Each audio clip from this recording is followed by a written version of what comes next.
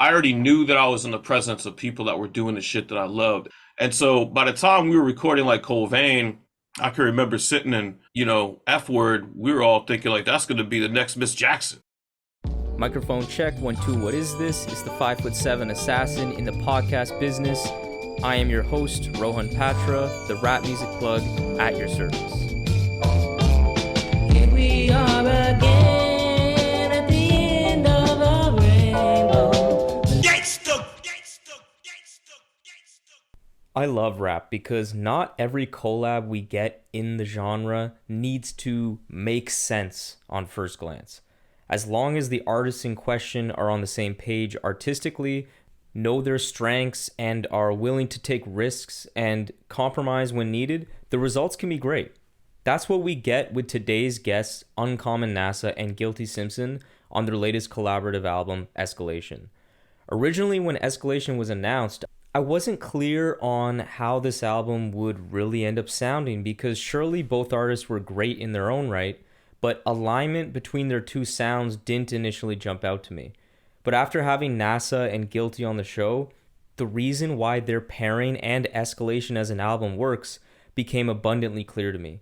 As long-standing, highly respected veterans in their respective hometown hubs of hip-hop, Nasa being from New York and Guilty from Detroit, they possess a strong connection as it relates to their perspectives on the craft and how they approach making music. In today's episode, this dynamic duo talks about key lessons they learned from their careers that involved legendary artists like Dilla, Sean Price, and the original Def Jux crew, as well as their artistic development, insight into the Detroit and New York hip-hop scenes, ending it off with a breakdown into the creation of their latest musically exhilarating collaborative album, Escalation. The Rap Music Plug podcast presented by QLC TV is the remedy to the I don't have anything good to listen to problem. Through in-depth artist interviews, album reviews, and general rap commentary on the best that the underground rap scene has to offer, this is your one-stop shop to knowing what to add to your queue, play next, or pop into your record player. Welcome to the show. Guilty Simpson, Uncommon Nasa. How you guys doing today? Good, good. Can't complain. Thanks for having us. Doing good. Yeah, thank you. Absolutely. Man, very happy to have you guys on. Like, I've been a big fan of this record. It's one of those records where I feel like it gives me a lot to chew on lyrically and production wise. And I just love albums that reward those like replay value and all of that shit. And just generally, man, like I've been following both of your careers for honestly quite some time now, even before I feel like I really got tapped into the underground in the way that I am now, because you guys are just vets. You've been doing music for so long, and I've, even as a young person, when I was mostly kind of like a mainstream quote unquote hip hop fan, I still knew you guys and was impressed. So before getting into how your paths even crossed and the latest record, I want to just get into some of your backstories first and learn more. So, starting with you, Guilty, you were obviously a key member of like a burgeoning Detroit rap scene in the 2000s. You've gained respect from some of the finest artists from the region, and for good reason. And something I've always appreciated about your music since the jump really is that you've always come across extremely confident and sure of yourself on the mic. And I wonder like where that confidence and where that comfortability came. So I wonder like how important was the influence and the guidance of folks like Dilla and other Detroit like hip hop OGs that came before you were in terms of like helping you grow as an artist and kind of guide you through your career. I mean, I would say they were critical. With us being in Detroit at the time, I would say pre-internet boom. Um, we more or less had to go and frequent certain spaces to even get exposure to rhyme amongst other MCs, and it required you to be able to hold your own because you weren't guaranteed a spot to get the mic on a weekly basis. So you almost had to stand out, and I think that challenge, the open mic spots and demands that had to be met in order to continue getting the microphone, kind of pushed you to not only write a dope verse, but practice it, through the week, leading up until the open mic, to kind of be able to deliver your stuff. So I think the limited resources that we had here in Detroit and the certain gauntlet you had to kind of go through to earn your stripes around here kind of made all of us have an appreciation for being able to even hold the microphone. You know what I mean? And I think that would go from me, Royce, Elzai, Bazaar, Kanai, anybody from Detroit that came up in that era before the internet boom, which now you can pretty much become an MC from rapping in your living room Mm. without ever having to come into contact with other MCs to test to really see where you are. Before those days, that was kind of all we had. And I think that's what shaped me more than anything. And people like Dilla, being from the outside, working with Tribe Called Quest and Fireside and all that, that gave us the hope and the inspiration and the standard to kind of follow by. But it was totally different because he was more like on the other side and we were like on the underground. So he was like where we were trying to be. And, we were just more or less just kind of fending for ourselves just to get that exposure. So I credit my surroundings and my fellow Detroit MCs that have made it and some that didn't make it to help develop me and get me where I am for sure. I was inspired by people around me. I can imagine it's such a different dynamic because there's something different and just naturally, I would say, special where you kind of have to be in like physical contact and be physically present with other MCs. Right. And I would imagine it's probably a little more nerve-wracking and a little more kind of a different challenge where it requires you to kind of come with that confidence, or it would just show up very quickly and you just kind of look soft or just look like, okay, this guy's not comfortable, he's not ready. And Right. yeah. Yeah. It's definitely a different time, and it really depends on what you make of it. It could be an advantage or a disadvantage. Like I said, me coming up around these MCs, I would look at that as an advantage in my case. You know what I'm saying? Some people might look at it as a disadvantage because you were judged by your peer group what was acceptable or not. We were pretty much judged by other MCs as opposed to just a random audience of people just going by what sounds good to them. You were judged by a firm hand, and some of these people weren't your friend or your biggest fans either. So you really had to earn it, and I appreciate it, and I'm pretty sure the young people now that don't have to go through that can appreciate the fact that they don't have to go through that as well. Because, like I said, you can make a hit out of your living room right now, never have to come into contact with anybody. You know what I mean? So, um, there's pros and cons to it. And I'm thankful to have experienced some pre-internet just to get that hunger and that ability to create. I think that's critical, at least for me.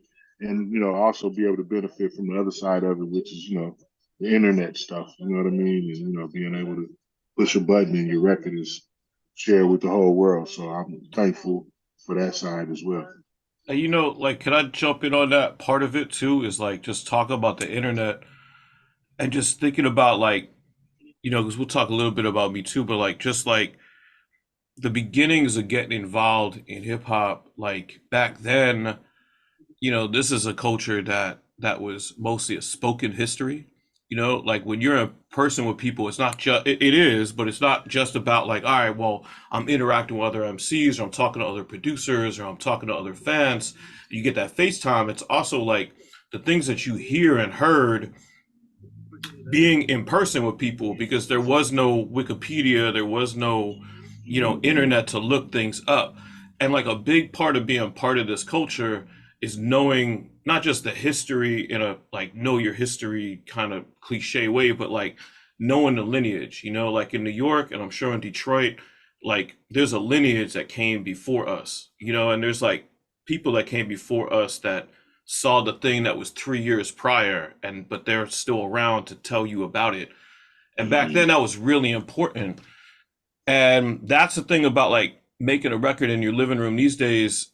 You can exist in a vacuum. You can put shit out and be completely in your own circle that you've created with other people that are on the internet that are also doing the same thing. And you don't get the opportunity to learn at a young age, into your teens and young 20s the way that you did back then. And that's a Right, huge difference, I think, because like right. it's just, that's the disadvantage. I think arguably, or at least as much as like not being able to go and like have those live venues to do shows and ciphers and stuff like that, but it's also like just even like the fandom of it has changed. The way Mm. that you sit and talk and build and trade tapes and trade vinyl and trade CDs and all that kind of shit is totally different today. Yeah, way different, way Yep. different.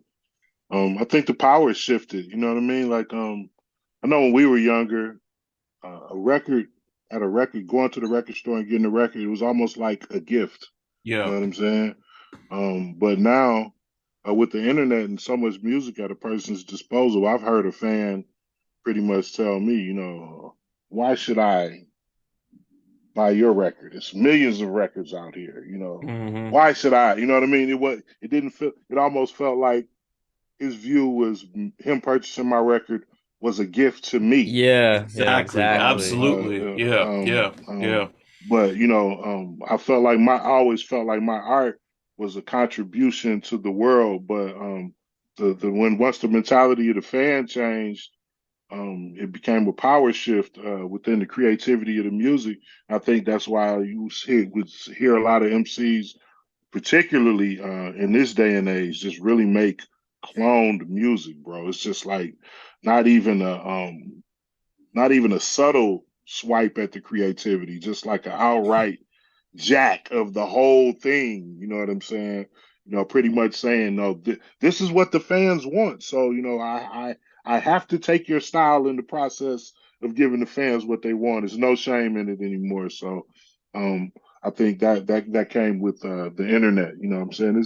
It's a blessing and a curse, man. You know what I Yeah. mean? To an artist, and like I said, I'm appreciative of it, but to understand it, you have to understand everything about it and as much as you can about it and its pros and cons that's in that. And I understand it a lot better now. And I just try to make it work as best as I can. Because it could definitely harm you in a lot of ways too.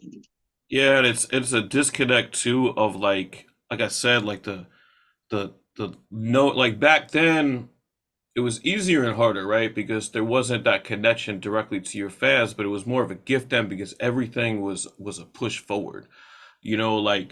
Like you had the bridge and then you had top billing and then you had paper thin. And like all those beats, like now in retrospect, are similar in certain ways, but they were all Mm-hmm. pushing one off of each other as they went along. And in the Right. 80s into the 90s, like into the late 90s even, like a lot of hip hop was, oh, they're doing it like this. Let me be inspired by this. This gets into this album too, but like let me be inspired by this, but then add on top, and like to your point, Guilty, like a lot of times like that's not the goal these days. And it is because of that fan dynamic where like people aren't like as thirsty for the music as much as people are thirsty to make the music and be the person that sells the thing instead of being the person Right. that buys the Right. thing. Like who Right. who's really proud to buy music right now? A lot of people Right. are proud to sell music, but that Right. dynamic is totally different than what it was. Yeah, it is. I agree. Hmm. I agree. Yeah, so we were talking about, you mentioned Guilty, this clone creativity that made me think generally just about like the current state of the game, current state of like the indie rap scene in particular. And personally as a listener, and again, I definitely think that I cannot speak for every listener out there. But from a listener perspective, I feel like one of the things I'm really loving right now is that a lot of vets in the game are still able to create, and I think still amass a certain level of following and recognition from their work, and are able to kind of try new things.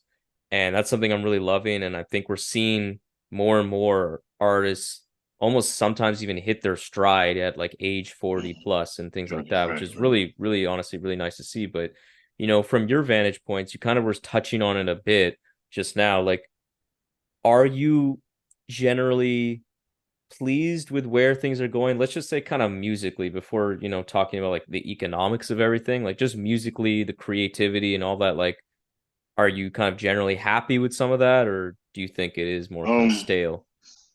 I dedicate so much time to my craft. I can honestly say I don't spend as much time as I could being a fan like I used to. So I would almost hear somebody talking about something and then listen to it. You know what I'm saying? I'm so engulfed in beats and stuff like that. So I'll say personally in my creative space, I feel very comfortable that I can create anything. And, I know different ways to, I know different paths to create the same message in a song. I can hit you with a hardcore song filled with the worst obscenities, or I could make a hardcore song without one curse word and still be have the same impact. So I think me personally, I'm in a very comfortable space with creativity.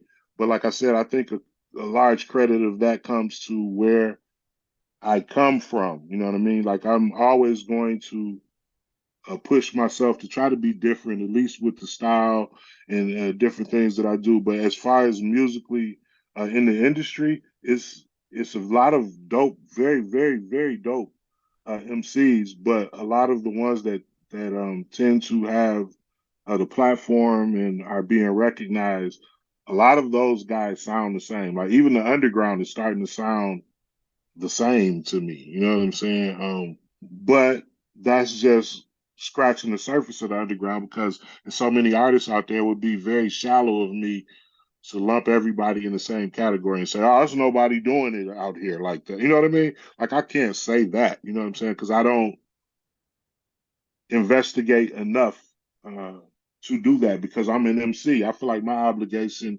is to be the change that I demand. You know what I mean? If Hmm. it's Mhm. a lack of something in the industry, if I'm able to do it and still stay within my wheelhouse of what I do, then I must be the void, so to speak. So I don't fish like that, but it is certain dope MCs that's out there. But I do notice the underground is starting to sound repetitive, almost like the mainstream has been sounding repetitive to me, and that's a little bit disheartening. But I think a lot of times that comes with a lot of independent labels are probably looking for the same thing. I think they're following the template of the mainstream and says, okay, I have an indie label. Let me look at what these guys are over here doing. Let me get the diet version of these MCs and try to make something similar to that. So um, I think the talent is out there, but I think as far as the platforms that they're on, it's kind of veering towards similar sounding stuff. So that's why we have Escalation, which was just sonically different. My cadence was different, flows was different. So I'll just try to dedicate a little bit more emphasis to left field since everything sounds so safe to me. You know what I mean? It sounds kind of safe, creatively safe. Yeah, I mean, I agree. I think it comes with time in the game and in the business too. Like, I came up organizing and throwing shows in New York, going to shows in New York, listening to underground radio. I grew up listening to Stretch and Bobbito and like doing all that kind of stuff. I had a radio show for a while. I had a podcast for a while, and the basis of those shows was to try to support the scene, and like so that made me dig, in recent years that had me like digging on Bandcamp and digging on SoundCloud and trying to find that next person because that's the era I came from. That's why I started a label way back in the day is like I started a label with the belief of like, well, the best rap music's out there, it's just not being heard. And over the course of the last 19 years, now like everybody's shit is out there somewhere and being heard. So like it's an overrun. It's too much to keep up with. And Mhm. I know for myself, as far as like organizing, like trying to like find the new shit that people didn't know and either play it on the show, book it on something in New York that I was doing when I was organizing events here, or even signing it, it wears you out. It burns you out. Eventually, you just can't do it anymore. And I don't. I'm hesitant to say that comes with age as much as it comes with years in it. You know what I'm saying? Like I Yeah. think, I burnt out on trying to find that next thing and trying to have my finger on the pulse and just started focusing on my own music and the people that were immediately around me, probably around age 40. I think that's probably a coincidence that it was around that time. But, when you start doing this shit as a fan, from single digits and you start doing this shit in real life, from, teenage years and you get involved in some real shit that like people know about by the time you're in your young 20s, like that's a lot of time. And I do have a lot of time in this. And I guess I say all that to say, like, again, like Guilty said, I would be shallow to just be like, oh, everything sucks. Like that's just not Right, how I right. feel about It's it. I'm lazy. trying, It's I'm lazy. trying to, I'm trying to put it on me more so than put it on that. And then also, like, you get to a certain point where you've been listening so long to this music that only certain things really made for you, and only certain things really attract to you. And Mm, it's okay. When you're in your 20s and 30s, like, especially if you're in underground hip hop, like the shit is catered to you. If you're into Yeah. underground hip hop, you're the audience people are trying to reach, and you're making the music for that audience too. And whatever, it's all like the cyclical thing. Once you get out of that loop, you have to like be comfortable enough in your own skin to be like, well, you know what? Like, there are other motherfuckers out here that are gonna do shit that appeals to people that are far younger than me. And that's not just pop music. That's even the underground music is different. There's a lot of people making indie and underground stuff, and I hear it and I'm like, I respect it, but it ain't something I'm gonna listen to all the time. And you got to get to a point in life where that's okay, you know. And I feel like I have. Yeah, I think it's really hard to sometimes kind of decenter yourself from a lot of these conversations because I definitely am one to say like, man, how do people not like people who at least are tapped in a little to the indie scene? I'm kind of just like, I don't understand how you don't see all the greatness that's creativity, cool new shit that's happening. But at the same time, mm, as someone who was, you know, like I said, when I was younger, like most people, I was mainly into mainstream music, like mainstream rap and all that. I feel like right now, I at a as a person who is still somewhat tapped into the mainstream, it's so bleak right now. It is so bleak, and I feel like you mm. can see the formulas and all these big label kind of movements happen, and it's so brazen. Like, Right. take the latest Travis Scott album.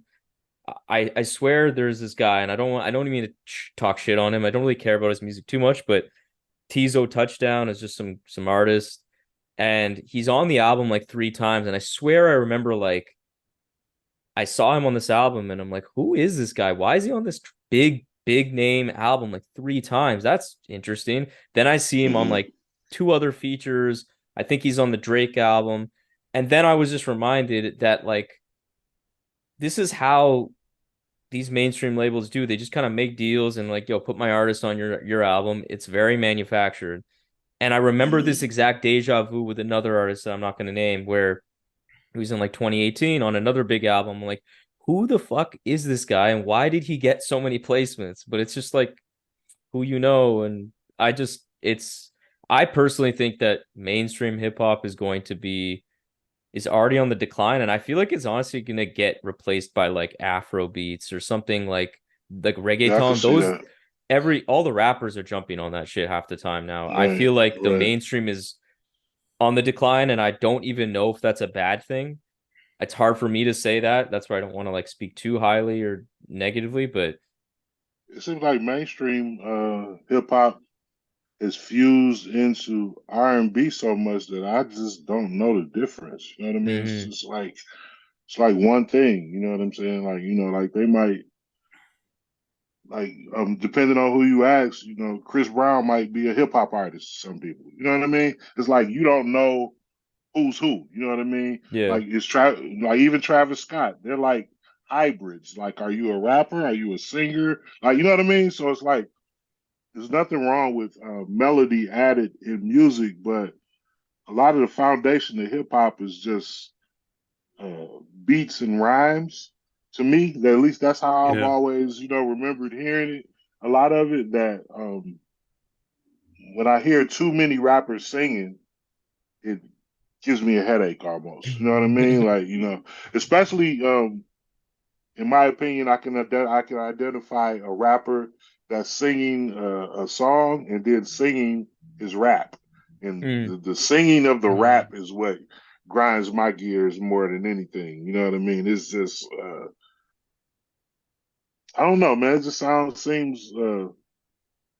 seems lazy and forced to me. You know, I have such a appreciation for R&B music. I just appreciated them being separate. You know what I'm mm, saying? It just was, just something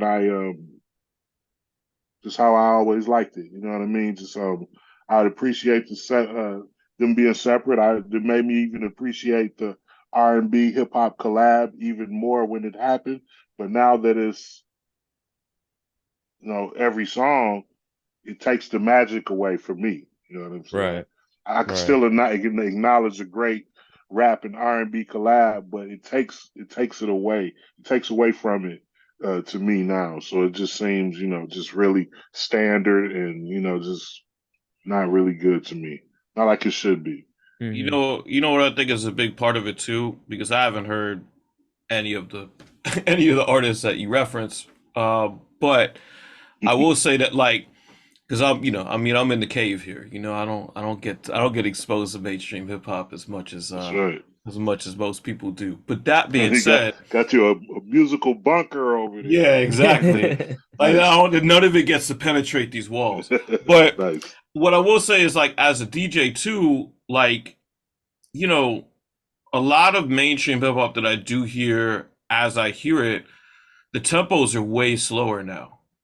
It's a lot of like, you can play that hat as fast as you want, but if the kick and the snare are still moving at, 74, or lower BPM, it can only go but so far in terms of being music that stays on top of the charts. Like underground hip hop is underground hip hop. It's supposed to be unconventional.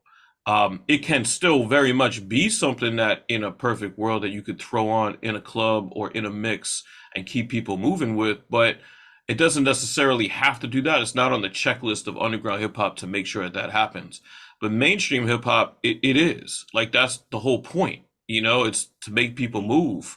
And I think that's why you are seeing, like you referenced it earlier, like this rise in like African based hip hop because all that shit is moving.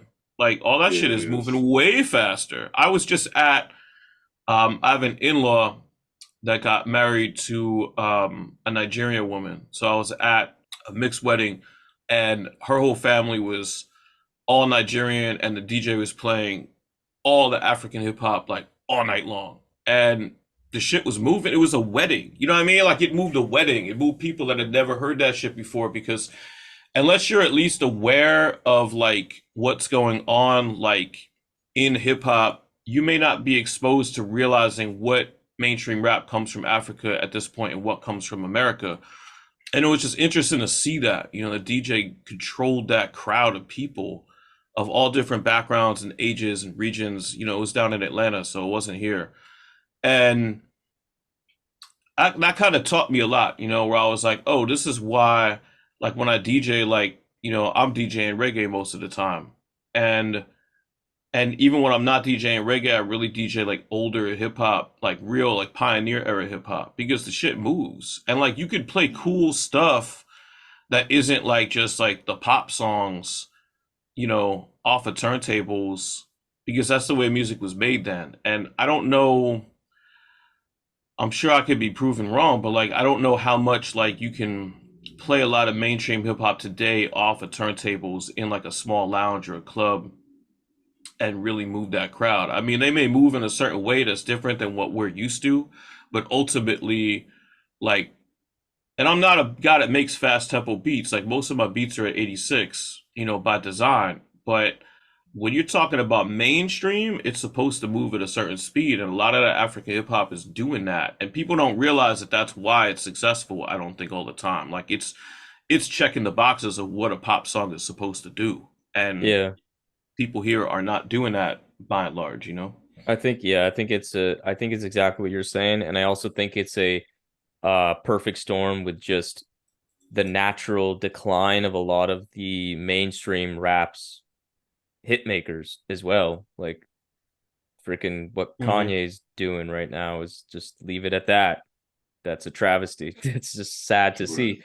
Even like then the Right. Drakes, who used to be like actually making like pushing the charts and being like he still is, but even people that I live in fucking Toronto, like I know this. I'm in the six, as they say. People aren't Hmm. like as pleased with his music like that. People are like, yeah, I'll listen to it. Like all the mainstream, yeah, I'll listen to it, but they're not excited like that anymore. Kendrick did have a successful album last year, but he kind of like disappears, for years on Right. end. So Right. Right. Right. Jay-Z's not making that kind of music and he's older. Like, it's kind of a mixture of all of that. But I do want to go back in time as well for you, NASA, because obviously you've been a fixture in the underground scene for multiple decades, delivered high quality records on your own, and as well as early on in your career. I know you made a name for yourself as an engineer working with the Def Jux and the in Ozone and things like that, working on classics like Fantastic Damage, Cold Vein, etc. And I wonder during that era of your career, what were some of the more valuable experiences you got and or kind of just lessons you learned that influenced how you developed into the artist that you are today? I mean, it made me. I had reps in the studio, so like I knew how a record was made, like at a really young age, like and I was a part of making those records. So like that's something that I noticed, like when I would bring younger people in here, not by that much, but like just less experienced people, I should say, is a better word for it. Like they didn't know how to make a record. You put somebody in a booth and they're trying to recapture what they do on a stage, and it's like that's not how studios work, bro. Like, like that was something I didn't need to be taught, like I saw it so many times in front of me by hitting record, bring it back, doing another take, bring it back, doing another take. And like when you get to engineer, I was lucky, like I've worn a lot of hats, but as I say a lot, like there was times in my life where I wore those hats individually. So by the time I got to a certain point, I could engineer and produce and rap simultaneously. You know what I mean? But I spent like a chunk of time. Of course, I was working on my own music, but because I was in the studio engineering, like I didn't have to get my shit out right then and there. I didn't have to fucking prove anything because I was working on other people's shit that I was really into. And I was able to kind of sit and let my shit develop before I really stepped out on my own and started putting out solo music as an MC or started, producing tracks that people actually got to hear. So I think that's something that I learned. I don't know if there's one point, but like just being around, was it, steel sharpens steel, you know what I mean? Like you're around people that are really fucking talented, like my first sessions at Ozone were Company Flow and Anti Pop and Mike Ladd and Saul Williams and Mr. Liff and people like that. Like I got to see them do their shit before, Rob Sonic, Sonic Sum, like people like that kind of I was already into like what today you would call left field hip hop because I was listening to Stretch and Bob and buying on the Fondom stuff and going to all the shows. I mean, I just randomly, I'll show you right. Like I just made this shirt on the Five thing, and it's all the venues from New York. And it's like I grew up at these places, and so like that's what so I was already into that kind of music, and then seeing the people that in some cases, the people I'd already been listening to do it in front of me, that you can't really replace that kind of lesson in terms of like making you solid in the studio and knowing how to make a record. You don't have to be the most, in my opinion, you don't have to be like the most successful money making producer, rapper, engineer to be like, I know how to make a record. Like the backup catcher on a major league team is going to be the manager one day. Like it's not about like just raw skill all the time. It's about like, do you know how to do this shit? And that I would say I took from like Ozone and Jux and just getting the blueprint down and being able to make my own shit for better or worse.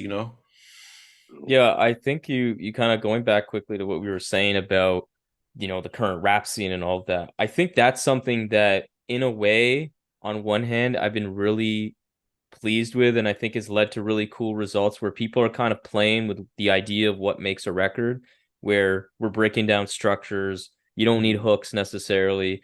You can maybe just do like a short 1.5 minute, 2 minute track, just a verse, All that all that all that stuff. all that is fine And like, and I've seen that evolution, you know what I mean? Like, and I've been part of like artists that do that kind of thing. But I will tell you, from my perspective, when I'm making records, I like structure, you know, because like if you still have a verse chorus format as your template, then you can manipulate that, and then it becomes more creative and more interesting, and it makes people want to hear the song again. To me, like, I think a lot of underground hip hop and even probably mainstream, it's very, because of Spotify and streaming companies and all that kind of shit. Like, people are comfortable making songs that are a minute and a half, you know, and it's okay to have a short song, but I just don't know if like I will ever enjoy again. Like, not everything's made for me. This is part of that whole thing that we are talking about. But like, I don't know if I'm ever going to be like really amped to hear an album full of minute and a half songs, no matter who makes it, because it just doesn't give me enough time. That being said, like, there was a time in hip hop where everybody was expected to do 3 verses every single song. Whether it was, Yeah. sometimes I hear old school songs that are classic, legendary songs, and we get through 2 verses, and I'm like, oh fuck, there's another verse. Yeah, I yeah. forgot. Right, I forget that there was. I'm like, damn, Yeah. why did he need a Very third true. verse? And then I realized that like back then that was the format. So yeah, there's a balance, you know. Like, we don't have to be like locked into like 3 verses, 2 choruses, whatever. But to me, like, structure is really important, and like, you get to a point where like breaking structure for the sake of breaking structure is not as creative as it seems. That's my personal opinion. No, and I that's where I was getting at. Like, I Yeah. feel like I do I and again, it's different taste. I do really like those kind of vignette style albums, but they require a certain level of performance and kind of lightning in a bottle essence that like it's really hard to do. Whereas if you kind of flesh the song out, put a hook in that was good, I probably like it more for like Right. 80% of rap, because I feel like a pendulum has swung too far where a lot of these artists these days in the underground, they don't know how to make records. Like you said, like they don't Right. even Right. have the skill. It's not like they're intentionally manipulating structure in a creative way that's cool, but they're just actually just unable to do it, so they're obviously not doing it, and that's not the same thing. Like, I think of like, even it's like classic, the one that everybody always references, and I do love the records, some rap songs, Earl. Like, Earl wasn't always doing that. When he was back in like the Odd Future days, he was still making hooks, and then he intentionally broke that. Mhm. And that's what I think Hmm. made it really cool. And even then he's kind of stopped doing that as much. But the point is that it's, yeah, it's the intentionality behind it. And like in that kind of era of your career, were you, because I know you were working, like you weren't just like a fan, you were actively Right. participating in this. I wonder, like, did you were you like realizing or aware that, like, damn, this is a real moment that people are gonna like talk about for decades to come? Or was it just like, I'm doing my job, this is fun, I like making music, they're making music, this is all great, I and that's mean, it? so I like, again, like, I was aware of, obviously, like, I was a big fan of Company Flow. You know, like, I love Company Flow when I was mopping up the floor in a Burger King listening to Eight Steps at 3 in the morning, you know, like, that was where I came from. So like, when I got, and I shouldn't say I got the opportunity, because I made that, you know, like, I was working in studios. I was interning in studios when I was 17, and I recorded, well, I didn't record shit. I was 17. I interned at a studio at 17, and I saw like Larry Coryell had a session, and fucking Nusrat Fateh Ali Khan, and like these legendary, you know, they had like Grant Royal would send people to the studio. So at 17, I was already in studios and already kind of like getting my feet wet. And what I really wanted to do then was, the dream was like, oh man, if I could only do this, but do it for music that I really love. Not that I didn't love that music in a certain way and wouldn't have been happy just recording quality music, but like, can I do this with the underground shit? And so like, I remember I interned for a day at this big studio in Midtown, and they never recorded hip hop there. And I was there for a day. Long story short, I come in, first thing they told me to do, I was probably like 19 or 20. First thing they told me to do is go make the coffee. This is back in the day when, like, if you were an intern in a studio, you just ate shit, you know? Like, so like, I go and I got the fucking coffee pots, and I fucking dropped the fucking coffee pot because the shit was like down the hall, cracked into a million pieces. First impression that I made in this place. And they're like, oh fuck, this fucking guy, like, can't even make coffee. So I didn't really do shit the rest of the day but sit around. But of all the people that was booked in that studio that day, not that I had any interaction with them, but just for a coincidence of it, was like Ish the Butterfly, like in like long before Shabazz Palaces, but like pretty far after Diggable Planets. Um, I don't know, some label probably still had him signed, so he was still doing music. And I never worked there again because I came home and I heard, the End to End Burners CD, and at the end it was like this whole thing with BMS and L talking shit about like, oh, send your demos into this place. Here's the address. We'll put you on. And instead of sending a demo, I took that address and I looked up how to get the phone number. I called them, asked them if they wanted an intern at Ozone, and I faxed my resume over, and I got a job working with all my fucking, 19, 20-year-old rap heroes. All of a sudden, I'm in there working with fucking L, and I'm working with Len.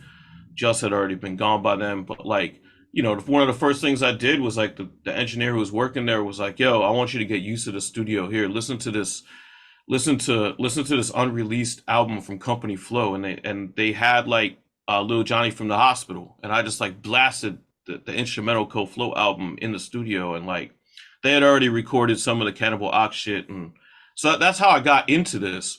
I already knew that I was in the presence of people that were doing the shit that I loved. And to us in New York, up until 2001, like that was already history. 95 was kind of the beginning of the indie scene, and then into like 99, 2000. And then '01 is when the shit really went national. I mean, Funk Crusher was known around the country, but like when Jux started, they had the money behind them from Caroline, and they had like the promotion. And so by the time we were recording like Cold Vein, I can remember sitting in, F Word, we were all thinking like that's gonna be the next Miss Jackson. We had like they had and we had like me included like a concept that like this could blow up. And I feel like that's another thing to get back to your other question. Like I learned, in the studio, like that's how you're supposed to approach it. I don't know if that's true for you too, Guilty, but like, you know, when I'm making something, no matter how underground it is, like I have this context in my head, like, oh, people are gonna love this shit.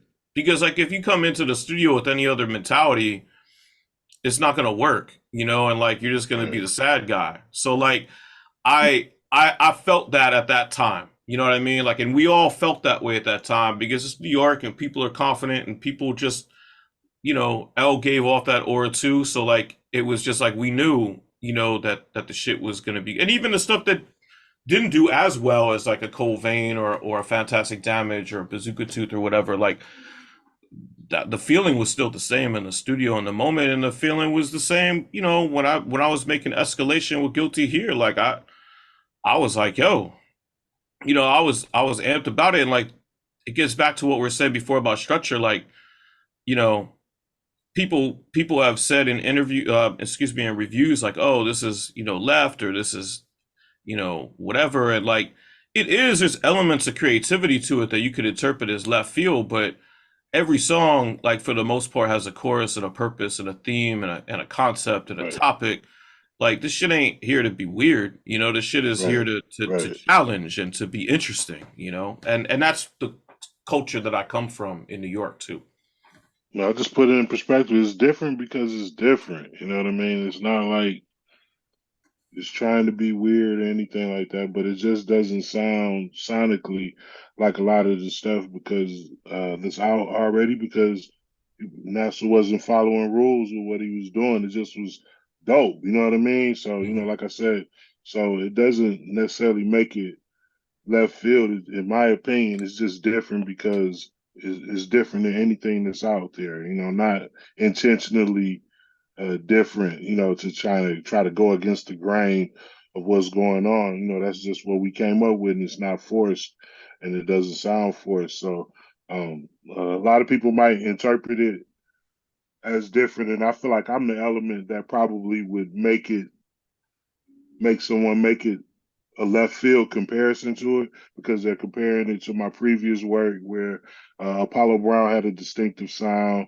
Madlib might have had a distinctive sound. They used to me picking certain kind of beats and hearing me off those beats, which is usually a standard kind of way that I might select my production. But this right here, this was something that was built over time too. So it wasn't like he just sent me one batch of beats and I just went and cherry picked stuff Right. like that. It was developed into a sound, and I think that's why it sounds like it sounds, and that's a compliment in my opinion. Hmm. I really Yeah. like it as an Yeah, artist. 100%. Yeah, like one of the things I really can appreciate about Escalation is that I feel you guys are bringing two really, really rich rap scenes together, like blending those worlds together. Because, and personally, I have to say, like, as someone who's from neither spot, I'm from Toronto, like, I know New York gets a lot of spotlight for good reason.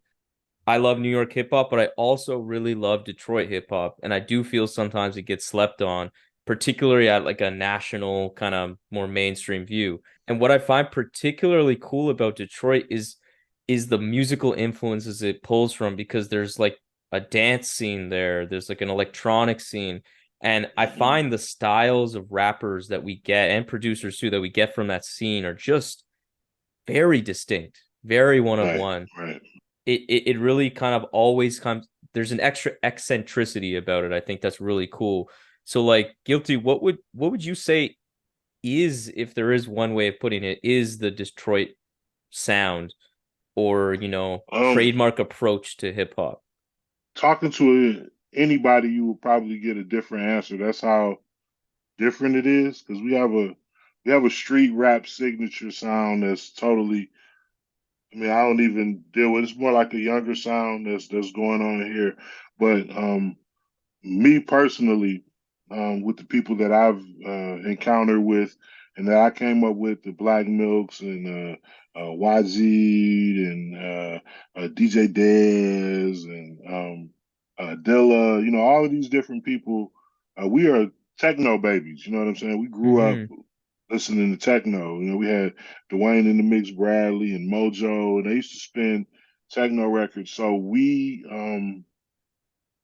though techno didn't have MCs, like even certain techno songs did have MCs that would rhyme on them in club environments and stuff like that. But most of it being instrumental, it made us have an appreciation for hearing kind of like spaced out beats. You know what I mean? Like futuristic types of sounds. Alien type sounds, weird stuff. Not necessarily bad weird, but just different. You know what I mean? And I think that's the Detroit sound. When you listen to the way Dilla used to make Slum Village stuff on Fantastic, and he would kind of mute out certain elements to the beat where it would sound like it was far away, playing in a Yeah. hallway or something. You know what I'm saying? He would kind of manipulate the way you listen to music in some of it. Even sometimes he would loop something, just put a weird effect on it, like it was underwater or something. He would do something like that. And I think that came from the essence of us growing up on techno. You know what I mean? I really do believe that. And I think we have a real appreciation for it. And I think that's one of the foundations of how all of us might be different in style, but all of it sounds like it comes from one body. I think that's the missing element that a lot of places didn't have. You know what I mean? Yeah, I love that because it makes for really dynamic performances. Like that's where you get like the weird wacko Danny Brown shit, Quelle Right, Chris, and right, then right. also you have Absolutely. like a different approach of it, like you and like an Elzai. Like it's just Elzai, right, the right, right. eclecticism of it is just, Hmm. it's super forward thinking. Like that's probably what I'd say. And I'm also reminded of something, Guilty, you said in a previous like interview or something about how, because you're from Detroit, you're not from the East Coast kind of like discourse and kind of narratives, and not from the West Coast. And you Right, mentioned this in reference to liking It Was Written Over Illmatic. right. And I find that's a really nice microcosm, because like you weren't caught up in the prevailing trends of like whatever these big kind of powerhouse hip hop markets were saying, and you were just taking it with a kind of an unbiased ear. And I feel like that's kind of like Absolutely. how I how I feel, how I picture people in Detroit making music are like, because I feel like they're just taking a very unbiased, new almost uninfluenced in the same way kind of approach to rap, and it's Exactly, really cool. exactly. We weren't married to the nostalgia, and it's not necessarily a bad thing. I mean, I could imagine living, well, I can't imagine, but living in New York when Illmatic dropped, it wasn't only a sound, it had to be a feeling. You understand what I'm Yeah, saying? And it was a absolutely. feeling that I couldn't relate to. I can't relate to it. I can't relate to being in New York City when Illmatic dropped. You understand what I'm saying? My thing is only strictly just an unbiased, honest ear. And the same thing with the West Coast. When the West Coast was winning, I didn't know what it was like to be in LA in '94. You know what I mean? The height of death row. I didn't know what that felt like. So it was just more, we were just more or less just intaking information minus the nostalgia. And I think that nostalgia element is what we miss, you know what I mean, when it comes to judging certain music. So that doesn't make me any more right than anybody from New York, you know what I mean? And that doesn't make me any more right than anybody from the East Coast. It's just a difference of opinion. And I absolutely respect it. And I think what kind of gets lost in all of it is that we're splitting hairs here because Mhm. both of those are incredible projects to me. You know what I mean? So I think some people say you know, when you might say who's the best, LeBron or Jordan, you almost Mhm. act like second place is a super insult. You know what I Yeah. mean? Like, you know what I mean? So when you kind of put it in that perspective and just understand that it's only a preference of both projects that I thoroughly enjoy, but I'll enjoy it minus the nostalgia elements. And then even when you listen to certain people judge each project, someone from the East Coast might say that it was written was more of a West Coast stab. Like that was his, because Dre was on the project, and Yeah. it was There's like Black Girl certain Lost things. on there too, where it's just Right, like got right, that right. kind of wavy feel, Right, groove right, to right. it. And Yeah. Street Dreams are made of these. That's the same sample that Tupac used for All Eyes on Me. You know what I Hmm. mean? So it was certain things that were added to it was written that, I'm sure it took the nostalgic element totally away from a person that was from New York because it was Hmm. like it went from being something extremely East Coast to something more branched out. And, when you're attached to something, to see it, being pulled away from you and stretched out to other people, a lot of times you might get a hint of resistance from that because people hold that so close. A lot of people, you talk to people from New York, that's the greatest hip hop record ever put together. So they want to hold that. You know what I mean? Hmm. And respectfully, I enjoy it too, but I'll give it was written a slight edge. Yeah, yeah. Yeah, no, I feel that. So NASA, you mentioned earlier about how like you took this when you were progressing through your career, working from like at one point you were really treating your different kind of crafts, let's say individually. You were engineering and then you moved to producing, and after you kind of mastered that, finally then only then you got to kind of like working on your MCing from the standpoint of like I don't know enjoyment or just like feeling more rewarding like or plain fun even like what artistry type are you most into right now, like is it the engineering, is it the producing, are you more in a rapping bag right now, like where's your head at? Yeah, I guess to clarify, like, I was always working on all three of those things, but it was like, what was the priority? You know what I mean? Like, Right. what was the one, two, three? But they were all being worked at in tandem. It's just like, what am I really serious about? And I think there was a time where like the way that I was involved the most in hip hop directly was through my engineering, and then it became producing a little bit for a small period and then running the label, and then like all of a sudden my group fell apart and I started doing solo work, and you know somehow my solo work started to get more attention than anything I'd ever done before, which I appreciated at the time. That was about 10 years ago when New York Telephone came out, but I was surprised because I was like, oh wow, okay, maybe maybe I need to start focusing on me more than I thought, and so like that sent me into a period where I was touring, and like I came into it late. Like I said, I was always rapping, but like I didn't tour until I was 34. Yeah, 33 or 34. 34. And I went hard short run tours in the States. Like, I mean, I've been almost everywhere in the US, but I was from like 34 to 39. So I spent like 5 years doing like three or four like 10-day tours a year for that stretch. So during that time, I would have said MCing for sure because I was actively doing it, since just before the pandemic and definitely during the pandemic. I don't tour like that. So it would be silly for me to not say production in some ways, but I'm a writer, like I make music and I love writing and I love rapping and I love, performing. So it's all kind of even, but I think over the last couple years, I'm really into making beats. Like because for a while, like my style when I'm rapping, for a while it took me a while to find a way for my style to fit over my beats. Like my Interesting. beats are purposefully like aggressive and attention getting, and that's because that's what I grew up hearing. Like I grew up Premier and RZA and producers like that were my influences as a younger person.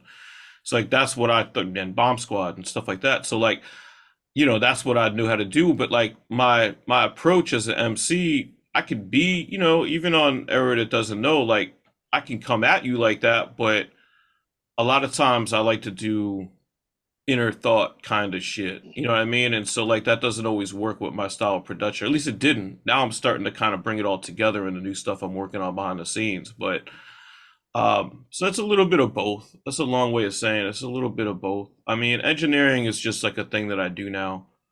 I mean, I have to, it's part of the process. When I get to Hmm. the song is done, I have to fucking mix it, and like, that's not to say it like, oh, I hate doing it. It's just part of the thing that has to get done at this point. I try to be creative with my mixes, but it's not like when I was 25 and like 90% of my career was about mixing.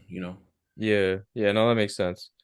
And Guilty, one of the things that like I I kind of said it a bit earlier, but I'll expand on it, that I really like about your music is that you're very authentic and you're very like comfortable being yourself. And whether it be like laying rhymes on some like straightforward meat and potatoes boom bap or something really left field like what we get on Escalation, something that's challenging, or even some of the nuttier stuff on like OJ Simpson that Madlib produced for you. Hmm. I really like that quality of yours, and it reminds me of someone that you've collaborated with closely as part of Random Acts, Sean Price, because that was the thing I always got from him. It was like, man, he's so himself all the time. Never seems like he's posing or trying to do something or be something that he's not. And he was Right. proud of that. And like how did working with an artist like Sean Price inspire you in this way, and how you approached your craft? Man, it was unbelievable. You know what I mean? To be able to work with somebody like Ruck. I already was a fan of what he was doing. That's ultimately how we met. I wanted him on my record, "Ode to the Ghetto." I have a track called "Run," produced by Black Milk, and that song was the birth of Random Acts. So I already was a fan of his work before I started working with him. So ultimately, to get him to be a feature on the album turned into a group. So when I got into contact with him and we started communicating and listening to each other's music, when we decided to form the group, that was it feels something that I needed to do because with Dilla passing, I was already working close with somebody I admired musically. He passed, his untimely passing, right when we were getting starting to work was kind of eerily similar when I was dealing with Sean Price. You know what I Yeah. mean? Like I just developed this friendship. We just really scratched the surface on what we was doing. We had plans. We were starting to work on the next record when he passed. So I mean, really, just being around him, I feel like it just made me more appreciative of time. You know what I'm saying? Because it's not promised. Because we had so many plans. He was, as far as I knew, he was healthy. So it wasn't like in the case with Dilla where he was, battling something and not saying that I expected Dilla to get sick. I'm not saying that at all. But when someone is battling something and dealing with it, and you eventually see them breaking down and going through something, and even in your subconscious, it kind of lessens the blow a little bit, Yeah. especially when you see them suffer. You almost feel like, wow, I don't see you going through that anymore. So that was different. But with P, it was that really hit hard, and it made me have to deal with some unresolved feelings I had about when Dilla passed. So it was really a tough time, but it made me a better person. I'm a better MC for having been around him, worked with him. We were able to do some dope shows, made a great album. So I'm very thankful for it. But when it comes down to his presence, not being here physically, it's still an ongoing pain for me. But I don't want to try to make my pain any greater than anybody else because he has music with people, his Duck Down family and all that. That's his original family. Rockness Monster is his original rap partner. You know what I mean? And so I can imagine if I miss Ruck like I do, just imagine them, you know what I'm saying, and what they went through, missing out on experiencing, longevity with, such a talented person. So, I'm just thankful, bro. It just made me a better person. And, I've encountered loss throughout my life, losing, great people and cool people and people I felt like passed before their time. So I'm never comfortable with it, but I have a level of acceptance with it and just, understand that, nothing really surprises me anymore. So I just take what I learned from every person, be it good or bad, and just, apply it to make me a better person. Sean P loved to laugh and crack jokes. He was hilarious. He could have been a comedian. Like he could have Mm. stopped rapping and been a comedian and probably made more money than he did rapping. Being a That's how funny he was to me. So it just he taught me how to laugh and enjoy life and not take myself even so serious. So I'm thankful for that. So I think that's the biggest thing. Our wives got close. My wife and his wife Bernadette got close, and my daughter and his family and everything. So me and Sean P's encounter and becoming friends it goes deeper than just me and him as MCs. So, what I'm saying? Thankful for that. Rest in peace to Sean Price. Yeah, rest in peace, man. That's Bro. beautiful. But, Yeah, 100%. I definitely just from even his rhymes, like the comedy was yeah, he so was damn hilarious, funny. I was bro. listening to it at Sure. the gym the other Sure. day. It's just was cracking me up as I'm trying to lift weights. Let's get into this new record. So when I first heard this, I was just really excited because I was curious to see how like your distinct styles would mesh, and I think it really did mesh well. And so what did you see in each other's styles artistically that made you feel like, oh damn, we should collaborate on a full length. This could be something really cool. I think one thing to go back to what we were talking about before, like the Detroit sound, you know, like for me as a New Yorker that's a fan of a lot of MCs and producers from New York, like the thing that I point to the most is like Dilla and Black Milk and how much they use synthesizers, like heavy synth in their music.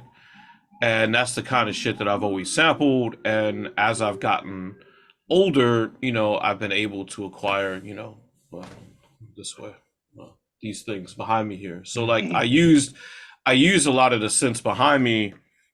Some of them I didn't have them, but to make this record and it just having that context for Detroit, like that was my context of Detroit. Like my context was that sound, that just bassy, guttery synth type of hard drums, the random acts, like that Right, record, right, that's how right, I picture, as much as Sean Price was on that, and that was like a combination of New York and Detroit. Like right. the way that record sounds, it sounds like Sean Price on a Detroit Hmm. kind of New York, but more of a Detroit sounding record. And that's what was so Hmm. dope. And that Hmm. was why I felt like could work because I knew that my influences outside of just enjoying those producers, I was already involved in the underground in New York, where like those were the kind of records we sampled. It was like progressive rock records and fusion jazz records and shit like that that just had that synthy, Hmm. edgy feel to it. So that's why I thought it would work, and also just lyrically, what Guilty does with like what you said. I mean, he's just an honest dude on the mic. Like it's just reality rap. Like it's most of his songs are about him and his own experience, and that's while I wasn't like an MC beyond one verse on this record, like that's what I do as an MC. So like that's why I've always been a fan of Guilty. Is like you get that thing where you're like, oh, okay, he's doing shit that I really understand. You know what I mean? And so between those two things, I just felt like it would work. And of course, we had the collaborations with Man Bites Dog Records to sort of test that theory. Yeah. And Right. so once those collabs were in the bucket, I was like, all right, it's time for me to come back and try to put a whole record together with one of my favorite artists. So Right. And like I said, just like you said, the ingredients of what he was using to make these beats was just an easy transition for me, even though they were different. Like he just mentioned other records, the Random Acts record and Black Milk records and different things like that. But it was no impersonation involved hmm with what he was doing. You know what I'm saying? It just was the understanding of the elements and knowing what would be the better landscape for me to perform under, and since that was his naturally what NASA's able to do, and that that's in his wheelhouse of what he does. It just was an easy yes for me. Especially once he started sending beats, and like I said, through Man Bites Dog, we were always already comfortable with working with each other. So I already knew what he could do musically, but once he was able to start sending me beats, and I could see that he had the range as a producer to allow me to create and not sound repetitive, then yeah. that's when I knew, you know what I'm saying? Because some producers, there's some great producers or hmm beat makers. I don't know how people choose to separate them, but some people are able to recreate the exact same mood with their beats. It might be a different tempo, it might be a different whatever, and sometimes depending on how exciting that sound is, whether it's a strong point or a weakness. Some people have a signature sound that could carry a whole career, and it sounds excellent. And I Hmm. look forward to hearing the signature sound. You know what I'm saying? And then some people have range that could take different sounds and from raindrops to a lawnmower going. You know what I mean? It could create something out of nothing. You know what I'm saying? And I think that's the element that NASA has, and I think that was really really dope. And that's Detroit shit, and that goes back to the principles and the elements of techno. You know what I'm Yep. saying? Yeah. Running water, and just whatever you can grab out of the air to create, this sound. You know what I'm saying? So it was a real easy transition for me. You know what I'm saying? And happy I did it for sure. Or, Yeah.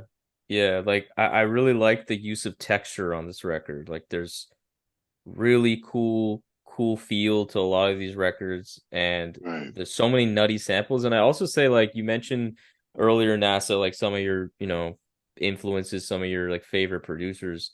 I do feel like there's something kind of golden age. There's an aesthetic that's very golden age to these beats, although obviously it's very modern in like kind of your yeah. approach, but there is like a Mhm. golden age feel to it. I get a lot of Bomb Squad on this record in particular, Mhm. and I also think it captures like a I feel like a grittiness that I've always heard from a Guilty Simpson related record, but I feel like again like the sound is elevated in a sense where it's just there's a really cool kind of sense of atmosphere that feels like kind of comic booky, sci-fi, street flick like, and I think it's really I get that feeling, and then I see the album cover and it just puts it together really perfectly. Like shout out Yeah, to no doubt. the DJ I Jazz agree. Pants who did this. Like Yeah. that was like the perfect visualization for kind of the sound I think of this album. It's Yeah. the aggression. You know what I mean? Like Yeah. that's like it doesn't mean it has to be fucking heavy metal or whatever. You know what I mean? Like but it's aggressive. Like that's what the hip hop that I like to be involved in it. You know, it's got to have like that, you know, that reason to nod your head and pay attention. You know, I think Mhm. we're to some degree we're like in an age of like an MC age. You know what I mean? Like it always goes back and forth. You know, you get like a 5 year period where it's all about these 8 beat makers, and you get a 5 year period where it's about these 12 MCs or whoever. And like Mhm. nowadays, I think a lot of production is really made for good reason in a lot of cases to showcase just the MC, give them the space to just completely do whatever. But I think what we're losing is the art of like being able to create beats that are, you know, lush and that have a lot happening, but still also give the MC that seat at the head of the table to steer the ship, so to speak. And you know, this was my attempt at it. You know what I mean? Like that's how I approach it. You know, again, like, you know, you want to prepare for success, whether you're gonna get it or not as an underground, you know, producer MC. I mean, you want to create songs that mark those check marks. You know, do we have like some choruses? Do we have some verses? Do we have some structure? Do we have like mixes? Do we have drums? You know, everything was kind of, I tried to make sure that I didn't forget anything. You know what I mean? Like as the producer, you know, and made sure that there was enough there to like make sure that Guilty was the star of the record, but that, you know, there were different ways for him to show that, you know, over different kinds of production, you know. And like he said, like we did it, and I produce most of the records that I make this way. Like I'll send like 2 or 3 beats to start, and then based on which beats get selected out of those 2 or 3, then I'll just start making beats custom. And Mm-hmm. if we get to beat 7 and that beat isn't really the thing, then we just move on. You know what I mean? I make another one, and we Mhm. just keep making another one. Like I made every beat on this record was made for Guilty Simpson. Like there's no beats that are sitting in the stash that I threw on this. Like these are all beats that I made with him in mind, which was, you know, based on the roster of producers he's worked with over the years. Does it intimidate? Like once I sat down, I was like, all right, the record's real. We're gonna make this. You know, it's like, oh fuck, like I have to like really start going into my bag to like Mm-hmm. keep up with this man's back catalog. But you know, which is a different thing. You know, I don't know if any other producers have ever said that to you before, Guilty, but like, you know, you when you're responsible for the beats, you know, it's different. You know, it's like a chorus. Like it's like, yeah, I just want to make a good Guilty Simpson record, but you also know that like you don't want to like break form. You know what I mean? Like you don't want the record to Mhm. stand out and not be up to the standard that you've already set with other producers. So that was a another reason why I think making the beats one by one and making sure that you liked each one that we were doing and that it fit with your wheelhouse as we went was really important to making the record. Right, right, right. Yeah, absolutely. You did that just right. You know, you built it. You know what I mean? You didn't just throw a glob of shit at the wall and just see what stuck. You actually took it through steps and progressed it. You know what I mean? So it was really, really dope. You know what I mean? The only Yeah. thing that could have made it better is we was just in the lab together. You know what I'm Yeah, saying? absolutely. You know what I'm Yeah. saying? So I think that's the only Yeah. thing. You know, but the way you did that made it the closest it could be Yes. to being in the Yeah. lab together. You know what I'm Yeah. saying? Mm-hmm. Definitely could appreciated that. A good way to work for other people that feel that gap and that distance between a producer when you feel like you could be working together. I think you should just like just like you did, build it. You know what I mean?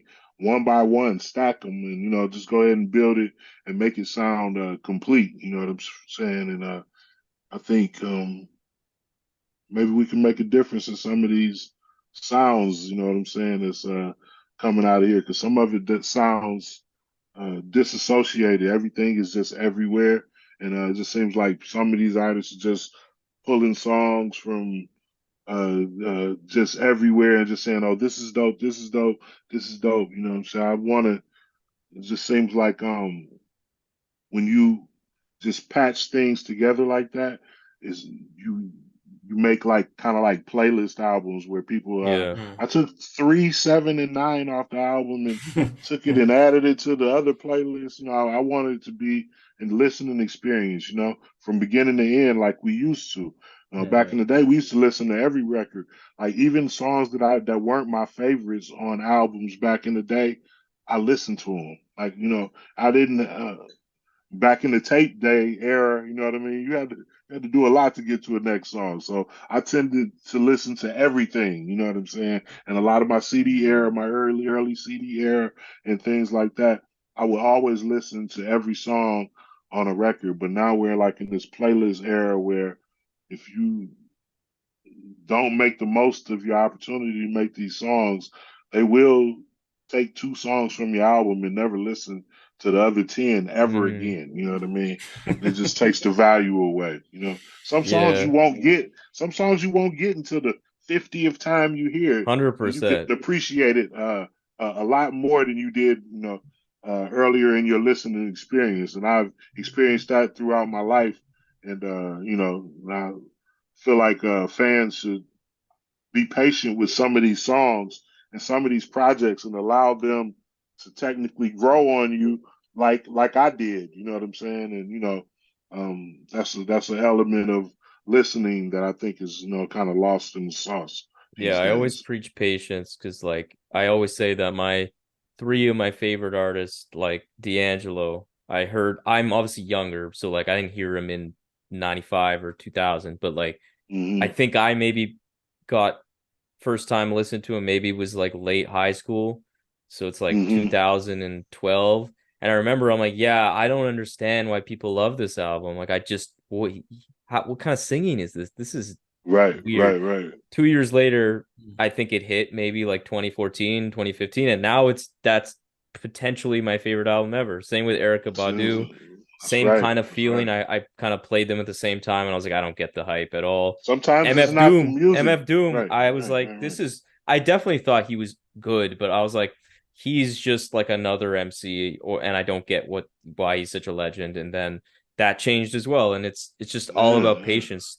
Good, Yep, good, yep. distinct, unique shit. Sometimes Ab- takes a takes a while. Yeah. Yeah, yeah. Sometimes you got to let your ear mature a little bit. You Hmm. know what I'm saying? You're not ready to hear it. You know what I mean? So, something that used to almost sound like an urban legend when people would say stuff like that to me. But as the years have progressed, I definitely have fell victim to that. Even when I was like really, really young, my cousin, which was older than me, RIP to my cousin Shy Simpson, but he was a big Rakim fan, but Rakim at the time was rapping knowledge itself. I ain't no joke, and so check out my melody and some of the things he was saying, and I'm letting knowledge be born, and I didn't understand that. I was a kid, you know what I mean? I'm like, whoa, wait a minute, it was too heavy for me, you know what I Hmm. mean? So I thought he sounded like the coolest rapper in the world, but I used to get frustrated because I couldn't understand the Hmm. fact that he was rapping in mathematics. But as I got older, and you know what I'm saying, a few years passed and then it hit, and he was like my favorite MC in the whole world, you know what I'm saying? And I was listening to the exact same songs that I didn't understand, you know what I'm saying? I just wasn't ready to hear it, you know what I mean? So, some of these people, their attention span has grown so short these days with the internet and all of this music. Artists will drop a record and they'll listen to it for a week and ask you when the next one is. When's the next one? They don't take their time to really, let these records grow and mature, and not even the record mature. Your listening palette mature to be able to enjoy the record and learn the cadences and the nuances of these records to really be able to appreciate, the time that these people put in to build these records. You know what I mean? So, it's just something that I would hope that people that are joining hip hop and listening to hip hop as the years progress, and hopefully that's something that they'll do. I challenge them to kind of revisit some of these records that they might not have liked a couple of years ago. Just give it a spin again, and you know what I'm saying, and just give some of this stuff a chance. Maybe it wasn't the artist, maybe it was them, maybe it wasn't their time to hear it. Yeah, like I'm very diligent with my listening, especially with the podcast now. Some stuff I know I need to like listen to in particular, prepare for like an interview or something like that. But I've been doing this for like 5 years now where I just have a running note of just like I just write down albums I feel like I should listen to. It can be new, it could be something I heard 10 years ago, just so I Mhm. can keep track with like I remember I get that urge. Like you mentioned Rakim right now. If I was Hmm. not doing an interview right now, I would have put Paid in Full on that list because I'm like, I haven't listened to that in a good amount of time. Let me re-listen to that. Hmm. Like it's just like I'm just tracking just for my own sake because there's so much music now. You kind of have to like manage it because it can get overwhelming. And I do find it was a beautiful time because even I can relate to it. Not with like I bought some CDs back in the day, but even just not having access to all like streaming and stuff, it's kind of a beautiful thing to know all the words to a song like you don't even really like. It's like just because I had it, I didn't have many choices. I was listening to the album, like I know every word to this song that I don't even really like. It's just funny. Right.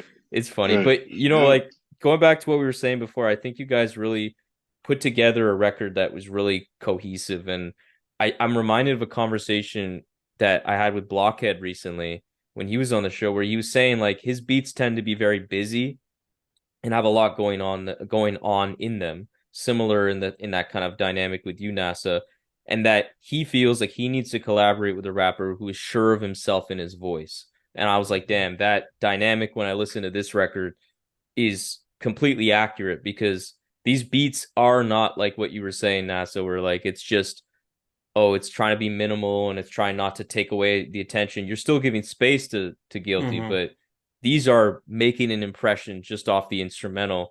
And I think that balance was really good. Maybe it's the engineering side of you too, to where like I didn't feel like it was obstructing my ability to like understand what is being said lyrically.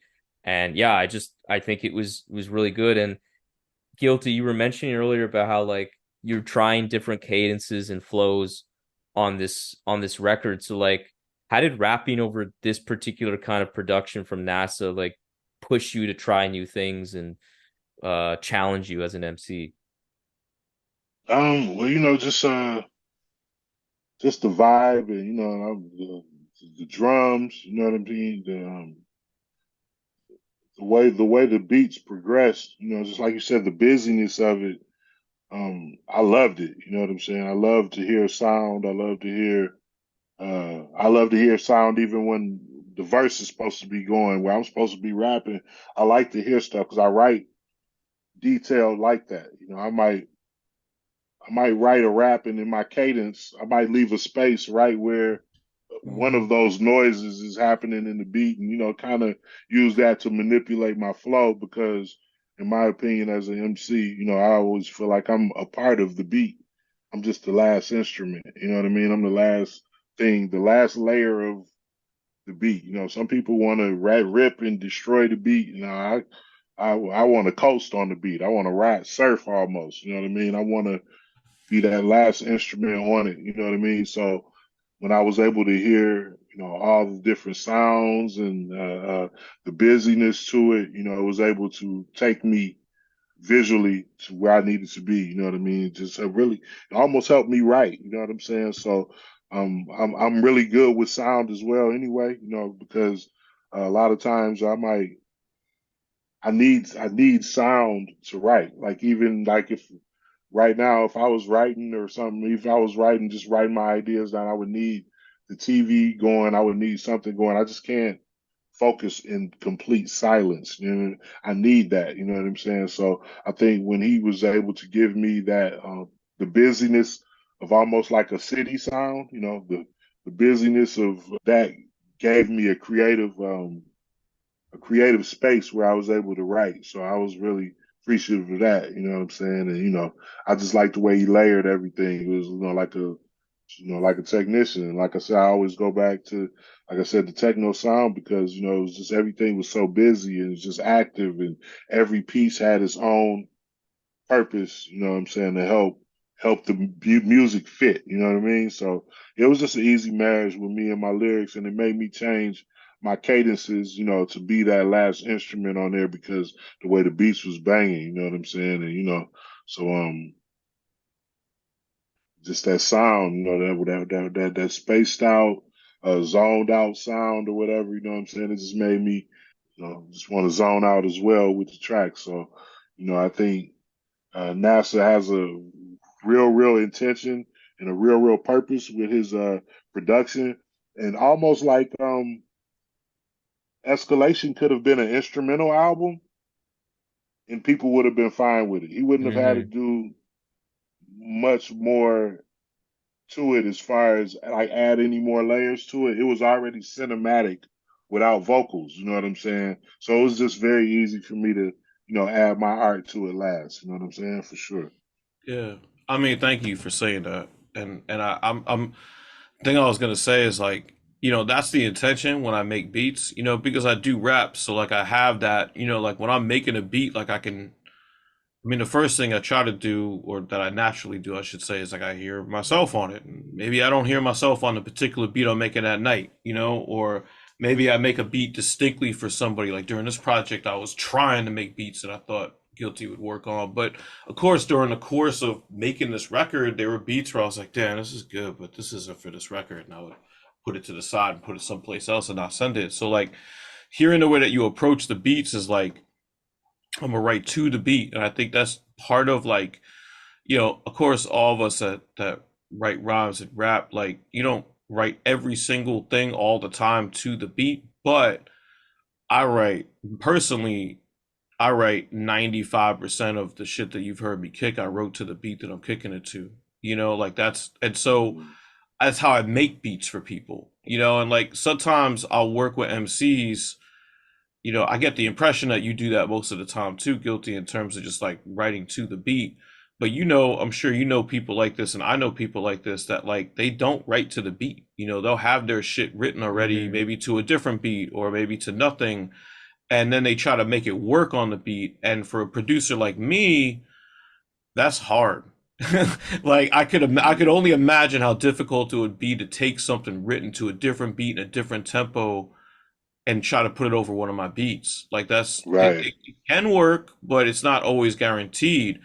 I always tell, well, I hope that people like always write to my shit because that's a much better way of doing it. Just because that's the way that I'm wired. It's not because it's better or Mm-hmm. worse. It's just the way that I'm built. Like that's how I write. So that's how I make a beat for somebody to write the way I write. In terms of like, oh, well, he's gonna hear this and find a cadence and in my head when I'm sending you those beats, I'm thinking, oh yeah, I can hear him on this. You know what I mean? Like I can Mm-hmm. hear it kind of like I got an idea like what cadence you might drop or whatever. And then, Mm-hmm. I would get that back and it would sound dope. And then it would be, these really intentional, which I really love about this record as it evolved, is like these really intentional like deep topics. You know what I mean? Like not Mm-hmm. like like where I was like songs like the devil or like rumble Mm-hmm. or Mm-hmm. rats.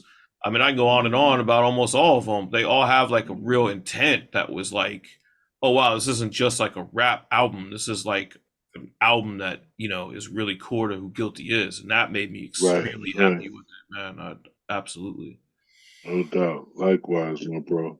yeah, man. Likewise. Salute. Yeah, I love the fact where you kind of push Guilty came from when it comes to lyrics and the raps, because like I think of a track like The Devil, that's probably my favorite song on the whole Mm-hmm. thing. The beat is incredible, but it has a rhythm that I've made you Guilty like rap in a way that I don't feel like I've heard you rap before. It's particularly with the cadence, but just also like, Mm-hmm. subject matter was very specific Mm-hmm. and topical. And on that, like what were some of like the main themes or kind of like lyrical ideas you were playing around with mainly on and wanted to explore on this album? Um, well, really, I just kind of use records to just kind of mark where I am mentally at that time. You know what I'm saying? Like I don't try to. It's just a lot of shit been going. No, a lot of shit's been going on. You know what I'm saying? Just just a whole bunch of confusion and bad information and just I just thought it was a good time to express myself and address a lot of things at the same time. In the music, the busyness of the music allowed me to go there. So it was like with Devil, and when you hear the drums and it sounds like the cymbals clashing, and Hmm. she was like, it sounded Sounds urgent. chaotic. Yeah, Yeah. right. It sounded chaotic and sinister. It sounded, but it was so raw. You know what I mean? That It had a beauty element to it as well. You know what I'm saying? So, like I said, his beats. When I hear a beat, I listen to it. I just, before I say a rap, I might spin a beat two or three times just to get an idea of what mood it puts me in. You know what I mean? And once I started spinning the beats, like you said, he was only sending like two at a time, so it was like I was building and stacking songs as we went. You know what I mean? So it was like, you know, um, and it was crazy. I think Devil might have been the first It one I was did. Devil and Rumble were the first two. Yeah, Interesting. yeah, Yeah. yeah, yeah, yeah, yeah. So, and that was a while ago. So, I know. but yeah, right, right, right. But the fact that he sent those two and listening to those two was a huge contrast in those beats, but both lethal. You know what I mean? Rumble has a beautiful element and kind of like a triumphant element to it. That's why I wanted to do Rumble because it sounded like at the end of the movie. You know what I mean? Mm. When you fucked everybody up and you walk off with the girl in the sunset. You know what I mean? That was Rumble to me. You know what I'm saying? And Devil was more like the confusion. Like I said, his range is what made me, and by you knowing that those were the first two beats that he sent me should make you understand why I chose to do this record, because I loved both of the beats, but they were totally different. You know what I mean? So that made me trust the range of what bro was gonna send me, because I understood, like, damn, he sent two cold ass beats. I got two songs that I want to do off of them already, and they don't sound anything alike. You know what I'm saying? So and both don't sound anything like any songs I've recorded before. You know what I'm saying? Mm-hmm. So it was just really really easy transition, because once beats inspire you like that and are that creative, it makes me want to be creative as well as far as cadences. Sometimes if it's not the subject matter that's going to be so profound, and I want to make sure that my cadence is different. So at least if I'm telling you the standard, I'm the greatest rapper in the world, shit, it's going to sound dope because of the way I chose to rap over the beat, or whatever. So me as an MC, I have different elements that I choose to add or tap into when I know where I'm going with the song. If I have a seriousness to it, I kind of lean away from the cadence part, because I have a real message that I'm trying to get by, and trying to get out there. But I credit production as that's what untaps my creativity, and it gives me the freedom to do what I want to do over a beat. You know what I'm saying? So it's always salute to the producers, and just thankful that without NASA, the project wouldn't have been possible, because it was his vision, and I trusted his vision, and I trusted what he was able to do. You know what I'm saying? And he came through in the clutch. You know what I'm saying? And made it work, and made it very easy to write to the tracks, because the way that they sounded, man, for sure. You know what I'm saying? I really love the sound of it. And it sounds like something that has very very good replay value, and Mm. for the people that it might not be their cup of tea, I want you to go back to earlier in this interview and have the patient ear. The patient ear is the ear that's what everybody should dedicate themselves to, whether it's my project or any other MC or Yeah. whoever. You know what I'm saying? These people are really out here doing this music, putting their heart and soul, being vulnerable, and giving a contribution to the people. I just would hope that these fans are being very patient with these artists. I'm not saying listen to something that's whack and just keep listening to it thinking you're gonna make some breakthrough, but I'm just saying some of the stuff that you might be borderline on, and it's okay. You need to maybe revisit some of these projects, whether it's us or whoever it is, and just give it an honest listen, and over time, you know what I'm saying, and don't give up on these records so fast. You know what I mean? It's a lot of great music out here. I'm sure that a lot of people are overlooking, being impatient because we're in the microwave era with the internet and different things like that. Attention spans are very very short. So I just hope they'll let escalation escalate. Hmm. Well said. Well said. So looking now past Escalation and just in the future, not trying to ask you when's your next record out, as you just said, this just dropped. Mhm. But, just upcoming potentially music if you want to shout out, but also just, tour dates or merch, anything that you want to call out that you want fans to be on the lookout for. Well, me, I'm just staying creative, man. You know what I'm saying? I'm working on a couple of things. I'm just really just listening to beats and writing some beats now.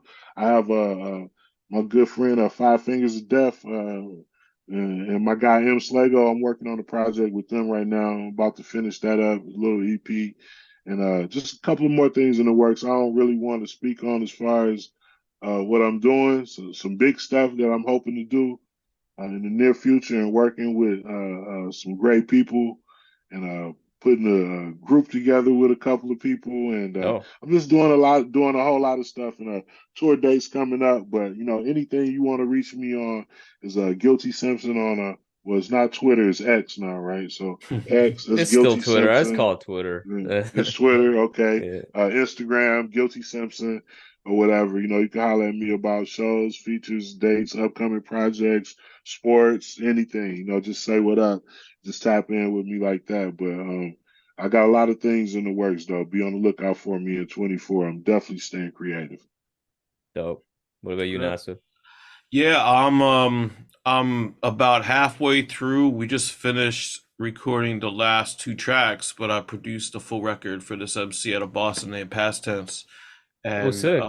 yeah, so Guilty's actually on that record as well. Mhm. And Look, that's 12 tracks. Yep. And that's now I'm in mix mode, like I have everything collected. I built it the same way. I just went beat by beat and now I got everything recorded. I just have to start mixing and doing the producing part, doing the drops and the arrangement and all that kind of shit. So that record will be out hopefully in the early part of 2024. 2024 is the 20th anniversary of Uncommon Records. Nice. So, nice. Dope, it's dope, dope. a big milestone there. So, I got a lot of other releases planned for the label. Short Fuse has a couple things coming through that I didn't produce, but that I'll be putting out. I'm working on a solo record, and I'm producing a few other things for some other folks that I'll leave until those get more further along. But always Right, busy, right. man. Just always. Hey, people tell me like when I feel like I'm not doing enough, like I'm already doing like a million things at one time. So I mean the best compliment I could get. So I'll say that. I feel like I'm slowing down, but I'm probably not. I'm probably speeding up. So I got a lot of Right, things going right, on for right. next year. That's dope, And man. also check out uncommonnasa.com. That's where you can find stuff about Uncommon Records and my own music, and any other things I'm getting into. And I'm on Instagram at Uncommon NASA, and the label is at Uncommon Records NYC on Instagram. And also check out our YouTube, which is at Uncommon Records NYC on YouTube.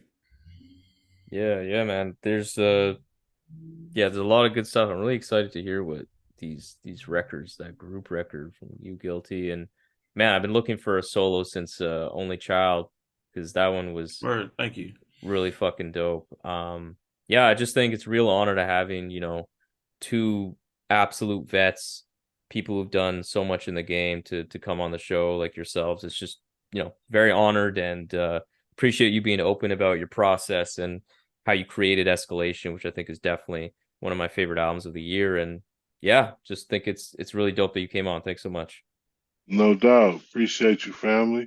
And Yeah, no talk problem. soon, man. Look out for us, man. Got more Yeah, coming. yeah. Good Hell luck yeah. on the Lions too. Hopefully they get the dub. Ooh, the Lions, baby. Michigan beat Alabama. Michigan beat Alabama. All right, man. Y'all be cool, man. Peace. Peace. Have a good day.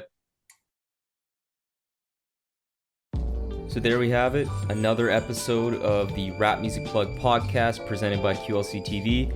I hope this episode gave you some new perspectives and insights into what the greatest art form known to man in hip-hop music has to offer. If you want to support the show in the most meaningful way possible, it would be my absolute honor to have you as a patron in the new Rap Music Plug Podcast Patreon. Through this Patreon, you will be getting exclusive content such as bonus episodes, exclusive album recommendations, exclusive playlists, early access to episodes, and more.